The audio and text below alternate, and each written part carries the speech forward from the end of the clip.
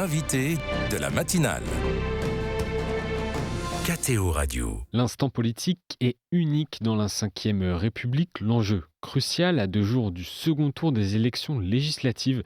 Et les chrétiens ont ici une responsabilité. Mais laquelle? À quoi sont-ils appelés dimanche prochain? Et plus largement dans leur engagement politique? On se penche ce matin sur cette question avec le père Laurent Stala Bourdillot. Bonjour père. Bonjour. Merci beaucoup d'avoir accepté l'invitation de KTO Radio ce matin. Vous êtes directeur du service pour les professionnels de l'information du diocèse de Paris, un service destiné à mieux former ces acteurs à la foi catholique. Alors, on entend ici et là ces dernières semaines que les chrétiens devraient voter contre l'extrême droite, tantôt contre les idées très progressistes de la gauche. Que penser de toutes ces injonctions? Alors les chrétiens sont des citoyens comme les autres, parmi les autres. Ils sont pris dans les turbulences de la vie politique et de la vie de la société. Donc, d'une façon classique, on pourrait dire que les chrétiens, le vote des chrétiens se ventile dans la plupart des formations politiques. On peut imaginer que la plupart d'entre eux évitent les votes extrémistes ou arrivent finalement à faire que leur vote réponde à l'un des enjeux essentiels de la vie chrétienne, c'est-à-dire la cohésion et la vitalité du corps social, on pourrait dire son unité. On pourrait dire aussi que le vote des chrétiens a d'abord comme enjeu ou comme responsabilité de faire vivre la démocratie. C'est-à-dire que les chrétiens sont aussi les garants et les gardiens, d'une certaine façon, de la vie de la démocratie. Et pour qu'une démocratie vive, qui est quand même un trésor qui nous est donné, eh bien, il faut avoir conscience des enjeux et avoir de la considération pour la vie politique. On pourrait dire ça d'abord pour commencer, c'est que les chrétiens, dans leur manière de s'engager dans le vote, vont exprimer la considération pour la vie démocratique et la considération pour la vie politique en tant que telle. Et pourquoi dans ce contexte, l'Église ne donne-t-elle pas de consigne de vote? Alors l'Église ne donne pas de consigne de vote parce qu'elle en appelle à la responsabilité de chacun. C'est-à-dire qu'à un moment donné, effectivement, on pourrait se dire il y a une maturité. Il y a une maturité des citoyens qui sont appelés à opérer un discernement que l'institution, l'Église, les aide à faire. Donc l'Église, comme telle, comme institution, ouvre les sujets, propose des occasions de débattre et laisse chacun ensuite à sa liberté de conscience. Donc chacun doit s'exprimer de cette sorte en conscience.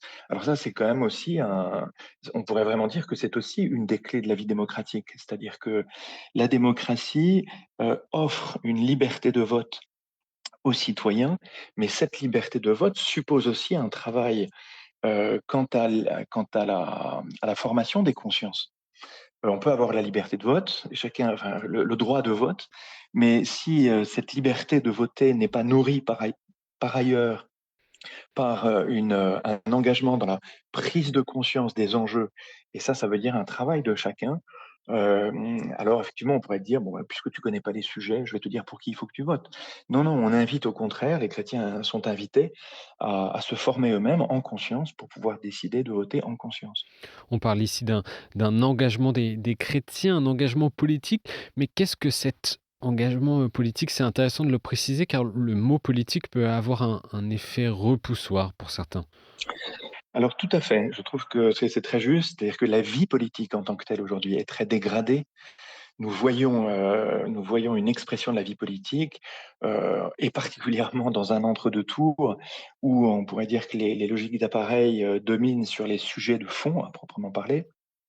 Donc cette dégradation de la vie politique, tout le monde peut la déplorer, mais pour autant, justement, l'engagement en politique signifie non seulement la participation au vote, au scrutin, mais c'est aussi la capacité de doubler son vote, c'est-à-dire de lui faire suivre un engagement dans la vie de la société. C'est-à-dire qu'il suffit pas de voter pour déléguer à d'autres des responsabilités. L'engagement en politique, c'est à la fois l'engagement pour aller voter, mais ça suppose par ailleurs de prendre sa part dans l'animation et dans la vie de la société. Alors ça peut être, dans une formation sur les questions politiques, mais ça peut être dans des engagements associatifs. C'est-à-dire que la vie politique, c'est tout ce qui fait la vie du corps social, c'est tout ce qui fait la vie de son unité et de la vie de la société. Ça, c'est la vie, ça, c'est la chose politique à proprement parler. Je pense qu'on manque aujourd'hui de cette conscience partagée que ce sont d'abord les citoyens qui font la vie de la cité, qui font la vie politique. Nous avons un personnel politique sur lequel nous avons sans doute trop longtemps délégué ou pensé que cette représentation allait nous dispenser d'un engagement, personnel.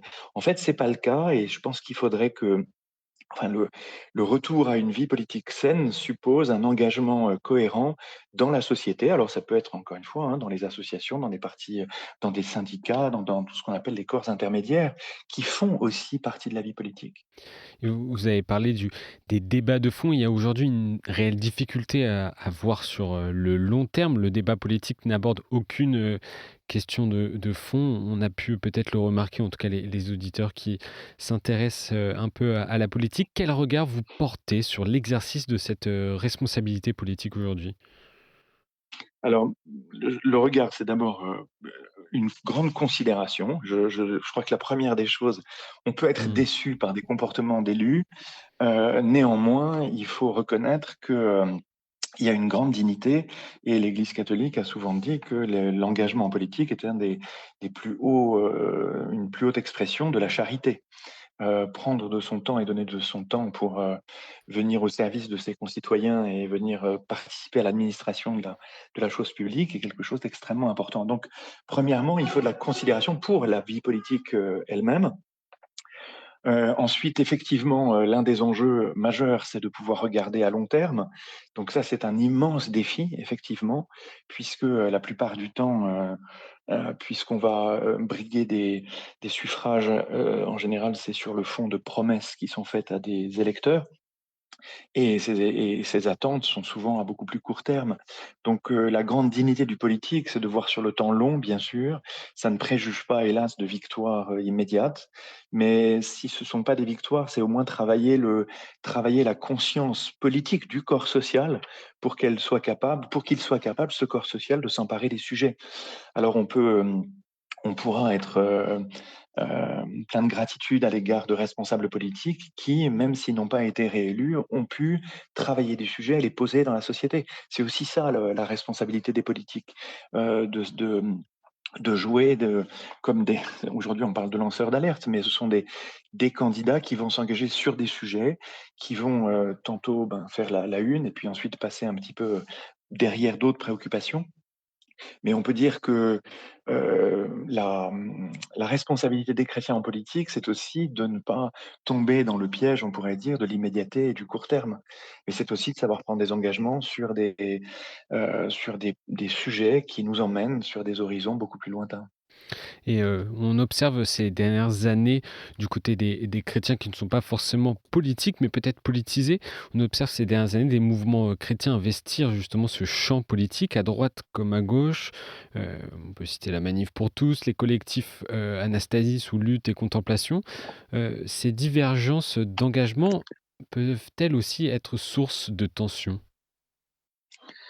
Alors elles peuvent être source de tension, bien sûr, si on comprend pas les raisons, si on cherche pas à comprendre les raisons pour lesquelles ces personnes, certainement animées par des intentions bonnes et louables, s'engagent. C'est bien parce qu'il y a une diversité de sujets, qu'il y a une diversité de positionnements politiques. La question est, on pourrait dire, une forme de hiérarchie des priorités dans différents courants politiques. De façon assez, classique, la question de la liberté individuelle, des droits individuels, de la liberté d'entreprendre, une forme de libéralisme est plus marquée, sur des problématiques, de droite. Quand, la question de la société, du corps social, de l'unité, de la solidarité, et du collectif, on pourrait dire, est davantage marquée par des problématiques de gauche. Les 2 sont absolument indispensables. La question, c'est pas de préférer l'un ou l'autre, c'est de savoir que il faut apporter de la considération pour les 2. Donc là encore, je pense que, C'est jamais exclusif et je pense que le grand danger justement, c'est la tentation de l'exclusivisme, c'est-à-dire que on n'a jamais raison tout seul contre les autres. On a toujours besoin des autres et les autres sont souvent le rappel de manques qu'on peut avoir dans sa propre option politique. Donc ça suppose là encore, je pense, cette considération pour l'ensemble des acteurs de la vie de la société. Je pense que ce qui menace le plus la vie démocratique, c'est la disqualification de la réflexion politique d'un opposant politique. Et on le dit souvent, on l'entend souvent, parce que on peut être opposé politiquement sans être des ennemis. Et donc, il faut être extrêmement vigilant pour que cette dégradation de la vie politique qui malmène la vie démocratique ne se transforme pas dans des oppositions qui finissent par être complètement stériles, parce que là, on a perdu de vue l'enjeu de la vie politique, qui est toujours l'unité du corps social, de la société, et de sa vitalité, donc elle se renouvelle, donc elle agrège de nouvelles générations qui viennent, qui arrivent avec des problématiques différentes et c'est extrêmement, intéressant et exaltant de voir comment le corps social évolue au fil du temps, et aussi quand il évolue, à la lumière des enjeux qui bien souvent, viennent ou de la société, dans la société, ou bien de l'extérieur de la société, car la société française et la vie politique française n'est pas, un vase clos. Elle est extrêmement dépendante des réalités qui l'environnent, aussi bien en Europe que dans le monde. Mmh. Et il y a, aujourd'hui pas un vote, mais des votes, chrétiens. On a pu le comprendre. Quel est l'enjeu pour l'Église dans ce contexte de polarisation? Alors vous l'avez dit, il y a des votes chrétiens et pour avoir accompagné le monde parlementaire pendant 6 ans, j'ai rencontré des élus, chrétiens appartenant à différentes formations politiques et je peux dire que j'ai été, assez édifié par la qualité de leur engagement. Ce que l'Église peut attendre de ce qui va venir, c'est que, on respecte les votes, c'est-à-dire l'expression du suffrage. Il y a une consultation, il y a un résultat et ce résultat s'impose à tous. Ça plaît ou ça plaît pas, c'est aussi ça l'engagement, mais ça veut la responsabilité politique, c'est de reconnaître le résultat du suffrage. C'est aussi de travailler à former la conscience, des citoyens. Parce qu'on sait très bien que les peurs, les peurs dans la société peuvent générer des adhésions à des votes, sécuritaires ou à des votes d'un autre type qui puissent, finalement, se révéler préjudiciables sur le long terme, comme je le disais. Donc ce qu'il faut, c'est que, l'Église attendra surtout que, la société préserve son unité et que chacun des citoyens soit, prêt à se retrousser les manches pour, participer par-delà une élection, parce qu'une élection, c'est un moment T. Mmh. Mais demain, la société aura besoin à nouveau de l'engagement de chacun dans son travail, dans ses associations, dans ses syndicats, dans tout ce qui fait sa vie. Parce que chacun est nécessaire à l'édification d'une société unie. Et je crois que ça, l'Église a le devoir de le rappeler, je pense qu'elle le fait et elle doit montrer l'exemple et que les chrétiens doivent montrer l'exemple du fait que, justement la démocratie, ben, on la vit, on la fait vivre, on la respecte et on s'y engage. Et on va tâcher de le garder en conscience en vue du vote du second tour. Merci beaucoup, Père Laurence Talabourdillon, de nous avoir éclairé, d'avoir éclairé les auditeurs sur l'engagement politique des chrétiens. Je rappelle que vous êtes le directeur du service pour les professionnels de l'information du diocèse de Paris. Merci beaucoup et bon week-end. Merci. Merci, au revoir.